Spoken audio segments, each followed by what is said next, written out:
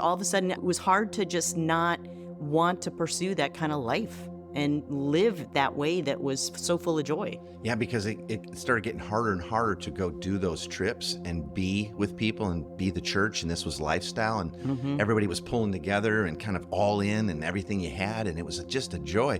It was getting harder and harder to then kind of come back home, put on the giant show. Wow, what a contrast to what we were experiencing with being the church versus sort of coming home and putting on church, it felt like a little bit, and it was starting to feel a little treadmill-y.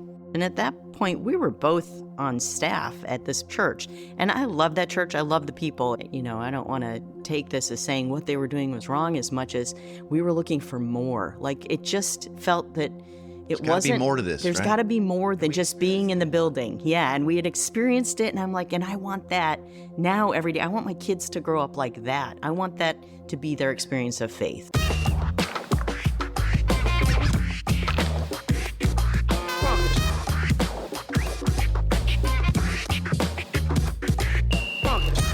Welcome to the Everyday Disciple podcast, where you'll learn how to live with greater intentionality and an integrated faith that naturally fits into every area of life. In other words, discipleship as a lifestyle. This is the stuff your parents, pastors, and seminary professors probably forgot to tell you. And now, here's your host, Caesar Kalinowski. All right, here we are, gonna have a blast again today.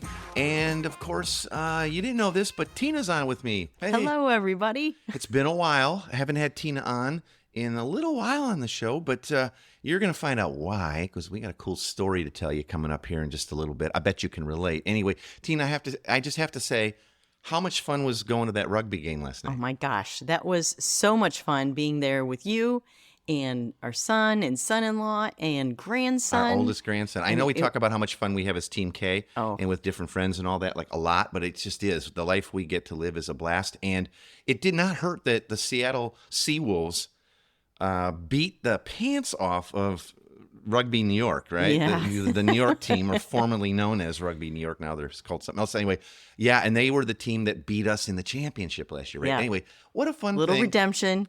Little redemption. I know rugby's not everybody's jam, but it is so much fun compared to watching the aggregate 12 minutes of NFL games, where that's how long the ball's up and down. This is a game of moving and crunching each other, but no one gets hurt, right? No, I mean, there's little bumps, but not nearly not like knocked out concussion stuff. It's crazy. Yeah, and watching our, little 6-year-old grandson trying to understand the game and getting so excited about it, that was just, it's like... I'm more excited about the giant hot dogs than the actual game, but I think his heart was in it.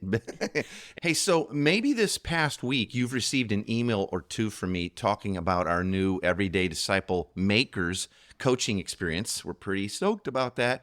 And if you've been reading about this and you want to know more, I want to invite you to right now take 30 seconds and set up a discovery call with me to be discussing this. I want to explain more about it, get any questions you might have answered. Some of you I know have read the emails and you're like, I want to discuss that with my spouse. I really want to do that. Let's do that. Let's do it now. Just go to everydaydisciple.com/discovery. Okay, everydaydisciple.com/discovery. That'll take you to my personal calendar. Grab a time here in the next few days or whatever, and I want to talk to you about seeing if we can help you with all of this discipleship as a lifestyle that we talk about on the show. Now, another reason that Tina's on the podcast with me today, as we've been working hard to get this new coaching experience ready for y'all, we've been reminiscing a bit about how we got here. Oh my gosh. Crazy journey, right, honey? Very. Right? And how we started coaching other couples and singles too. We coach couples as couples if you're married, but if you're single, we want to help you too. And how did we start doing this and helping others live a lifestyle of discipleship and mission in their neighborhoods and communities? Like, what was our journey? So we thought it'd be kind of cool to share a bit of our story and how we both came from working on staff at a mega attractional church model in Chicago area, and then moving out here to Tacoma and the Seattle metro area where we still live, and living this way and helping other disciple makers do the same thing. It's quite a journey, really, and one we could have never imagined. But what an incredible blessing to our family now and by God's grace to many others here near us and around the world. It's really been crazy. And I couldn't do it without you, honey. So let's start back pretty early when you and I were much younger parents. Oh, my How goodness. this heart change and shift, because we were busy at the mega church running our programs, kind of loving life. It was a great place, Yeah. but things began to shift. Yeah. Our children were very young, and which made us a lot younger too. And Caesar was doing a lot of international missions work, but mostly traveling like in war zones and Christian persecution and places where there were natural disasters, a lot of poverty, definitely some faith stretching trips there for both you and I. Yeah, big time. And I didn't sign up for it thinking like, hey, let's go lose our lives and all that. But that's just what God had led us with some other friends and ministry partners to do.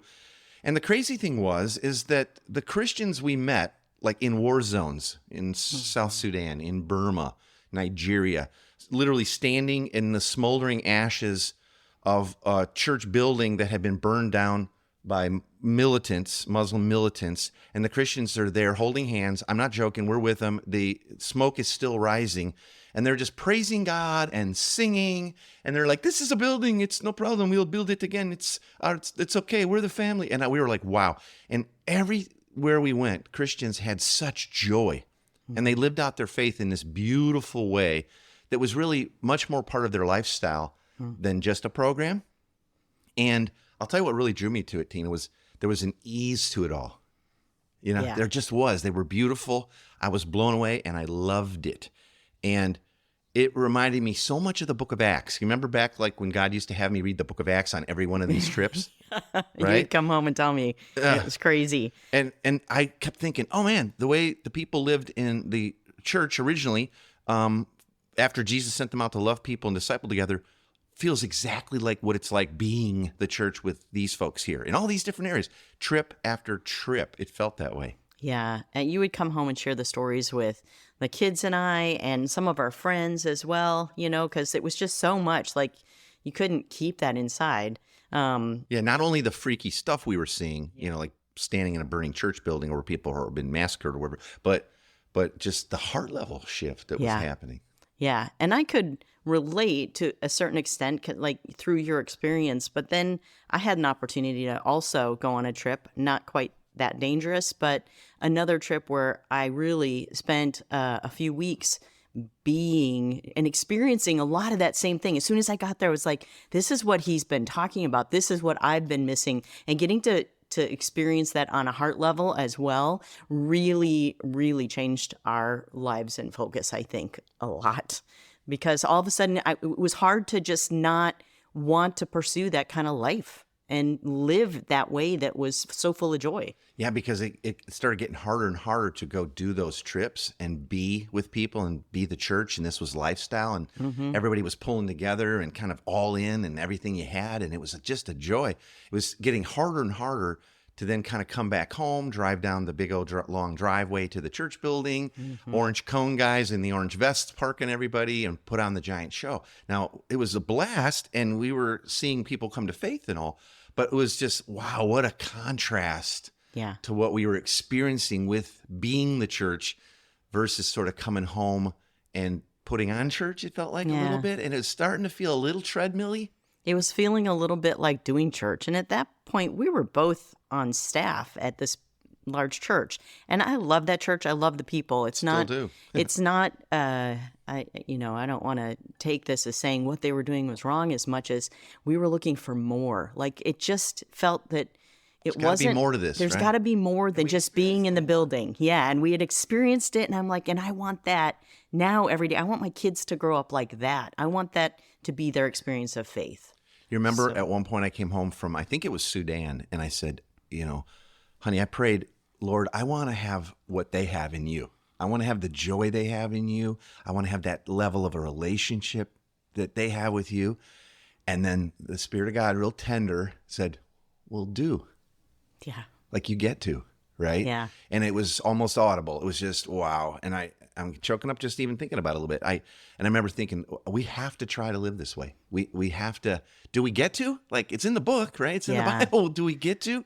And I think that was really a confirmation to me of what I had already been feeling too. And so I think, that was the beginning of our journey to figure out, well, what would that really look like? What does the book of Acts look like in everyday life in now, where we live, and what's it really supposed to be about? And I remember for a while thinking, like, I can't wait to return to these villages and these places to be the church with them again. And we even prayed about it for a while, like maybe we're supposed to move. And we did a little bit of checking out some areas and flying some places. And then we had the idea, like, what if we lived this way, same way like it felt on these mission trips every day, but back home in our neighborhood? Like, what if we just lived the same way with people instead of it kind of all being a program in a box and kind of it's on and it's off and it's only this night of the week? And what if we just like them? It was just ease and it was a lifestyle and it's our kids were involved and it was fun. And so, I was wondering, could discipleship and God's mission fit our normal life with our family and friends like it did in theirs? Yeah. And so, man, we started talking about this idea and pretty quickly ran into a wall, though. Yeah. And it wasn't, good people who really said, good people. We're so stoked.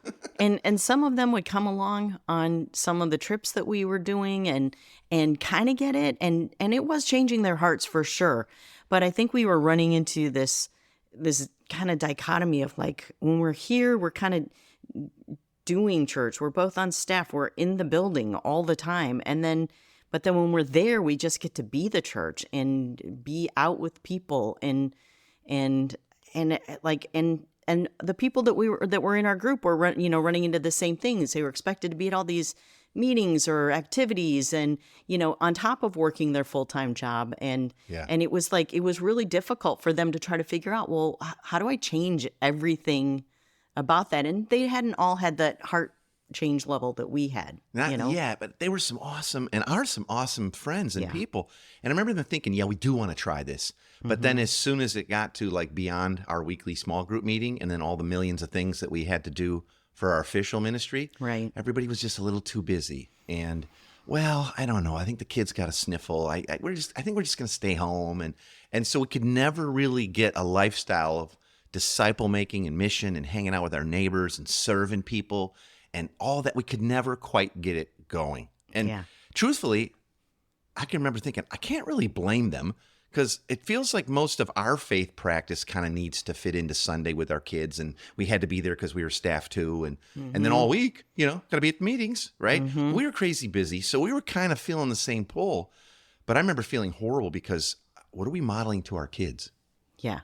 The rest of our life we had kind of that thing where our kids came along with everything. We had, businesses that our kids worked at with us and came with us and like all of everything else they were involved with. And all of a sudden there were all these things that they couldn't be involved. Mom and dad have to go to the church building to do work now. Yeah. And we call it ministry.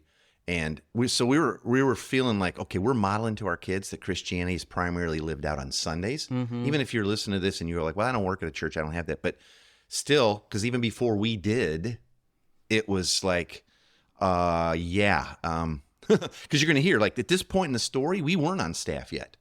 We weren't there yet. We were, right? So I'm mixing up the timeline a little bit. But anyway, I just felt horrible. And I felt like I was failing as a Christian father. Like, we can't just pass on this program, right? Yeah. So then, somewhere in that, timeline, God does call me to be a pastor. And now it's like, oh, I'm stoked. And like I said, we love this place. And you were actually on staff before I was, which now meant we were sort of modeling this too busy lifestyle to the entire church family. Yeah. Now I get my head's up on the screen 15 feet tall and all that. But something amazing happened. As we prayed about this and we're trying to find a way to make discipleship and mission fit our busy schedules back here at home, more like what we'd experienced on these mission trips. I remember, like, along the way, God showed us that he had created the whole world in a set of normal rhythms that we already lived in. And so did those folks in Sudan, and so did the people in Burma and Nigeria and all the other Czech and Europe. And so did we here in Illinois, where we were at the time. And we're like, wow, wait a minute. In fact, God has made all of life perfectly suited for making disciples of Jesus. And it's not a program. It just fits in, right? And that's when we started using this language of like, oh, we just need to shift our mindset around disciple making from additional, something we have to add to our world, to more intentionality and letting it flow out of our identity. Mm-hmm. Okay, so we started realizing, okay, we're not too busy for discipleship. Not if it's fitting in over normal family rhythms. And that's kind of when Team K was really born and that whole understanding. You've probably heard us talking about that. And so we started realizing, no, we can make discipleship a lifestyle as a family, and it can fit our existing rhythms, and it will really feel and look a whole lot more like what we've been reading about in the book of Acts and have been experienced, like you said, Tina, being the church when we were overseas and doing these things. And I remember like suddenly I started getting really excited about this. Yeah. Right. And I started wanting to really talk a lot more about discipleship as lifestyle. And so you hear us talking about this on the podcast every week, but this is sort of how this whole thing percolated. Yeah, this is a conversation that we were having a lot together with our kids, with some really good friends of ours that some of them, were part of the same church community that we were part of.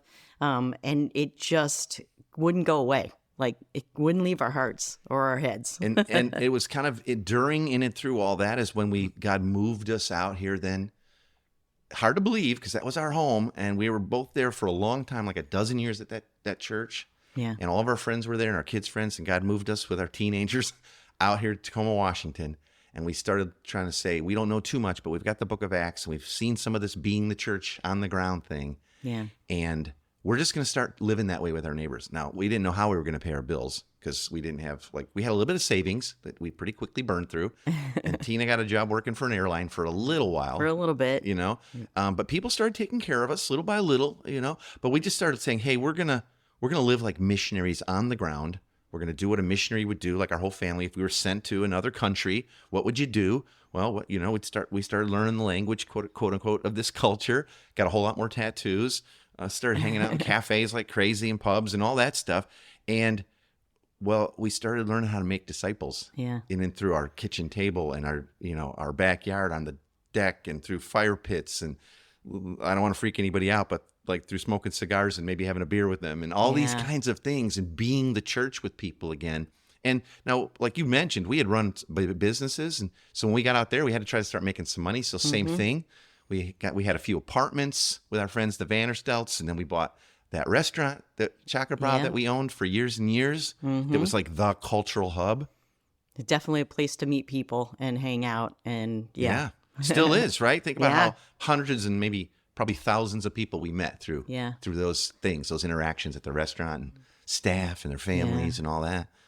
Well, and I know a lot of people have asked me like, well, why couldn't you just do that where you were living in Illinois? And I'm not saying that we couldn't have, but we probably would have had to. Well, we had tried and we had kind of tried. We weren't blaming it on the area. No, but honestly, we were both working jobs that took us out of community for most days, evenings, and weekends. Yeah. When do you get to know your neighbors if you're always in a church building and you're supposed to be? Yeah. But, It was required. I remember when it dawned on me that I had, maybe you feel the same way, I had no non-believing friends. I had no non-Christian friends in relationships. I probably wasn't quite that bad because I at least was like, I had, Girl Scouts. I did Girl Scouts and I was room mom. So I got to meet some more people. But then, there wasn't an opportunity to say, hey, come over for dinner because we never had a dinner time. We were that getting was home from. I was coming home from all the staff meetings. I shouldn't say never, but all this, very rarely, right? Yeah. And then it was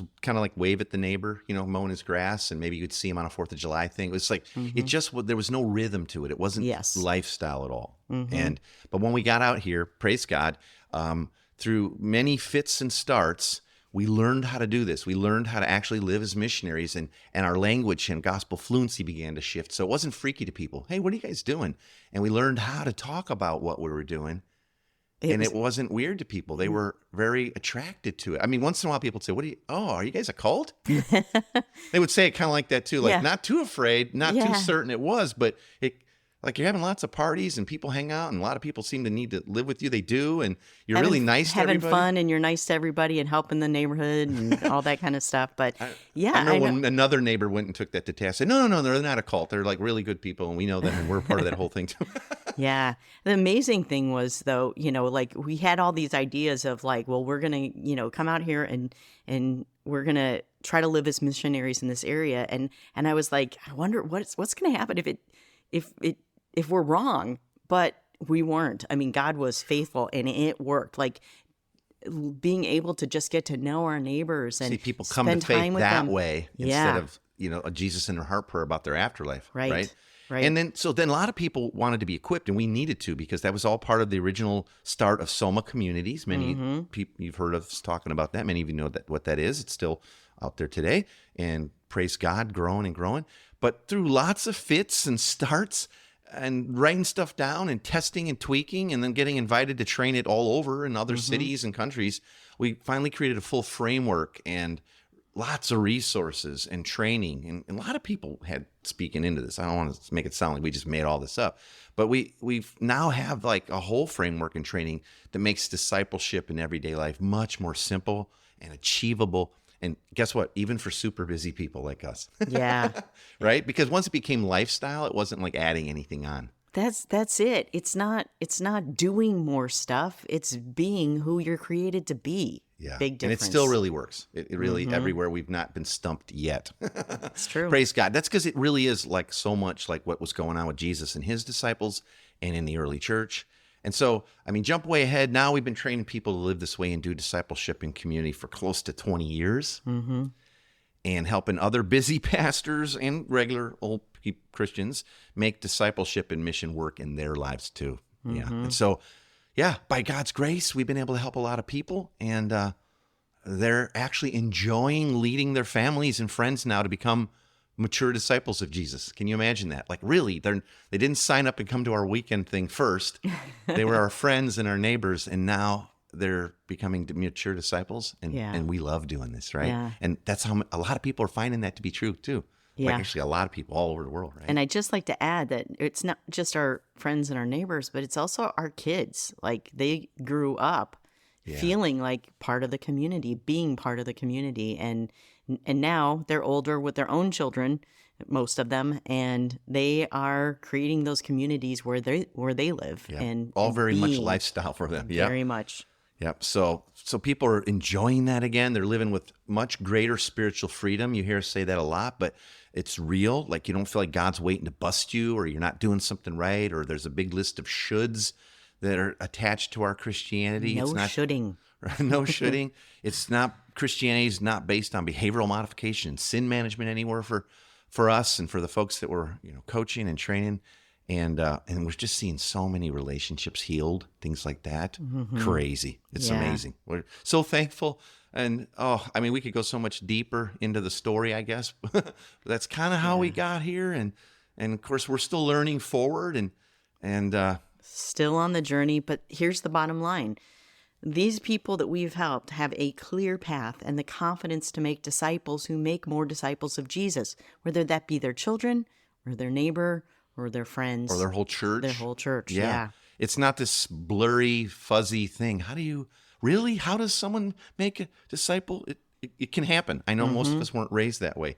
Well, so here, get to the button here, pretty excited. In just a few weeks, we're going to begin working with a limited group of dedicated people who want to make discipleship a lifestyle. And that maybe that's you. I hope so, and hope that you'll join us in the Everyday Disciple Makers coaching experience that's kicking off. And with the Everyday Disciple framework, you're going to find that same clarity that so many people have on what discipleship really is and how to disciple others to maturity. And we would love to show you exactly what to do, how to do it with confidence, keep you moving forward at a sustainable pace. We don't overload anybody because it's not a big list of tasks. It's just not. It really isn't. I think if there's something that I could call your superpower, it's the ability to take all these kind of theological, biblical teachings and really give them practical like feet and legs, make it really easy to understand and simple to move forward. And then thanks, Fanny. and then you brought me along to kind of add that, mom and, other balancing, practical, whatever, everyday life. Well, so it's really holistic, it's so not much just changed when we started doing this together, Tina, coaching together. Because it used to be, I was just coaching like guys who wanted to plant churches, and they get all excited about the stories of this lifestyle discipleship and living like missionaries in the neighborhood and all. And then go home. and tell their wives what they had to start doing. And their wives were not super. I definitely talked They to a weren't few stoked women about it. who were not real thrilled about hearing all these things that they had to start doing. They got shitted a lot. And that's when we realized that, much like our experience where, you went to Africa and I hadn't experienced that till later. It wasn't until after I had actually started to, experience that same thing on a mission trip. Our hearts were definitely in the same place. And I feel like that's what we do when we coach together, is that we help get a couple on the same page, and then the family. And that's how we help you to find that work and ministry, family life balance, all while making discipleship part of your normal life. Yeah, and that's integral. That won't happen if you're not on the same page. Well, my spouse isn't into that, whatever. So if you feel like your current disciple-making process or lack thereof isn't producing transformation and freedom and maturity in your own life or in your people that you're leading, our proven discipleship framework can help change that for you. It really can. And I'd love a chance to talk to you about it and show that to you, because we've helped thousands of people in every imaginable context now, and age and stage of life. And like we said, they're finding greater spiritual freedom as they're released from a discipleship model that's primarily based on teaching people some stuff about the Bible and behavioral modification and don't sin, try to sin less, and all that, right? Oh, man. So I'd love to show you that, help you see how the gospel speaks into broken relationships and how it can flow naturally out of a much deeper understanding of the gospel and how it's all of life. It's not just about our afterlife, okay? So we're going to invite you to do that with us. Let me just give you a picture of what the coaching looks like. We start off by having a one-on-one meeting with you on Zoom, just you as a couple, to get to know your story, your family rhythms, and your goals for disciple making, because everybody's life's different and your schedules are different. And then we craft a personal disciple making roadmap just for you. Yeah. And maybe even another one for your church. If you're leading a church, maybe we help you implement that too. So you kind of have a family roadmap and then a church roadmap. So that way you don't ever have to wonder what's next or what you should be doing. It's all spelled out for you in a step-by-step. And it comes with the training and equipping to help you master each step or new resource along the way in really simple ways. We're going to start out by helping you expose hidden obstacles to effective disciple making that may have hindered you in the past. Yeah. Sometimes there's just these roadblocks that we can help shine a light on. Boop! And it starts to change everything. Can you imagine having community life as a family on mission that's full and rich, and you're living your faith out day to day, and all those limitations have been removed? Yeah. And then when it's time, we'll help you pass on everything you've learned and experienced to others and start multiplying new leaders and new communities of disciple makers. And maybe that's way down the road in your mind, or maybe you're leading a church and you're like, we got a lot of groups now, but don't have that framework. I need to start multiplying leaders who can start leading communities right now. Great. Love to help you. We've done that over and over and over.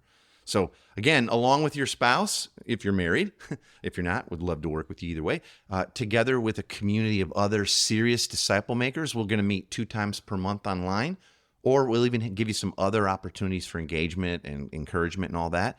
And you'll get coached and you get all your questions answered. We'll check in on your roadmap with you, point you to all the different training and resources that are available. It's like so much. We're going to ensure that you continue making progress, your progress, not ours, but continue making progress with confidence. You're never going to feel lost in what's up.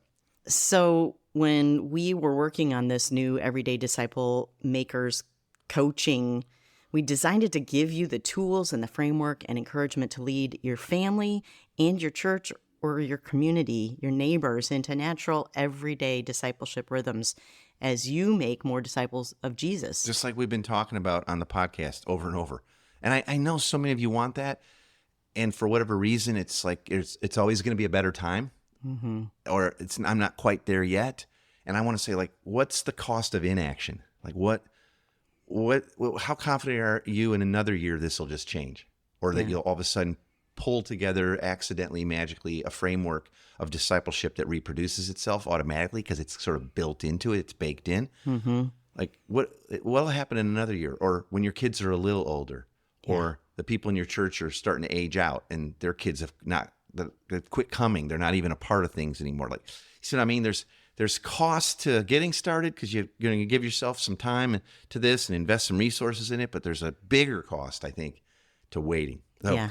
I can't imagine having not lived this way with our kids, and to see how they are now and how they live, and wonder, like, what would they be like if we hadn't involved them in this whole faith journey, this whole discipleship making journey along the way. And you don't have to sell your house and move to another city to do this. No. We're going to help you do it right where you're at. We already sort of took that hit and learned how to do this, and we just want to share that with you. So if you're serious about making disciples of Jesus, in a way that naturally fits your life and rhythms with family and friends, sort of the way Jesus did discipleship, then I really think this coaching experience is going to be a blessing to you.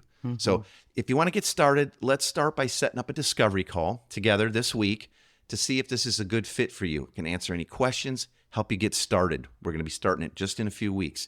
To set up that discovery call, just go to everydaydisciple.com/discovery. everydaydisciple.com/discovery. Okay? I would love to talk to you. And if nothing else, maybe you just enjoyed the heck out of the story. But I'd say don't wait. Don't wait if you want to live this way. Let's talk about it at least. And we'd love to help you get started. Yeah. Wow, Caesar, I do not know how we're going to give people the normal big three takeaway for this episode. I don't know. How about this? I was thinking about that. It's like, I have like the big 10 takeaways. I don't know. Maybe it's because it's our story. Let's flip the script for the first time ever on the podcast. We want to know your big three takeaways from what you heard today. Yes. Or maybe one big takeaway. I don't know. Maybe it's a confirmation of something God's been stirring in your heart for a while, connected to leading your family or church deeper into the gospel and discipleship as a lifestyle. Maybe that's your aha or one of your big three. Or maybe it's a new conviction that you want to live this way too, like with others in your community, with your kids, being more and more like the family of God as you walk with Jesus. And maybe it's like I used to feel, you're feeling like you've had years of ministry and this long career, but with very little mature discipleship fruit to show for it. And now's the time to get the help and encouragement you need to start changing that for your church, but also for your own family and neighbors. Maybe that's your aha. Okay? So let us know your big takeaways. I'd love to know them, your big three or your big one. You can either email me at caesar@everydaydisciple.com, or you can hop into the Facebook group for the Everyday Disciple podcast and leave me your takeaways there. It'd be a huge blessing. I would love to know your big three or your big one. But either way, we'd really love to set up a discovery call together with you to see if this is a good fit, if we can help you, answer any questions, maybe get you started. Just go to everydaydisciple.com/discovery. That's my personal calendar link. Hope that's not scary. I'm handing that out. And you can set up a time that's convenient for you. All right. Tina, thank you so much for helping me tell this story today, our story. It's always fun to share our story, and I feel like God has blessed us so much, and I just want other people to be able to experience that same joy and blessing of living this life. Yeah, me too. And it is. It's such a blessing. I feel like the luckiest boy in the world that not only do we get to live this way together, but we get to help others with that. Yeah. So fun. Well, that's about it for today. Time's up. I hope you'll join us again on the podcast next week. I have scheduled, we'll see if it happens, I'm just being honest with you, but I've scheduled a very special friend and author, someone who's been on the podcast a couple other times, very popular, and he's got a little story about his own family on mission that I hope he'll tell you about. I'm not telling you his name in case it doesn't happen. If it doesn't happen next week, it'll happen the following week. I'm pretty darn certain. All right? Hope you'll join us. Talk to you soon. Thanks for joining us today. For more information on this show and to get loads of free discipleship resources, visit everydaydisciple.com. And remember, you really can live with the spiritual freedom and relational peace that Jesus promised every day.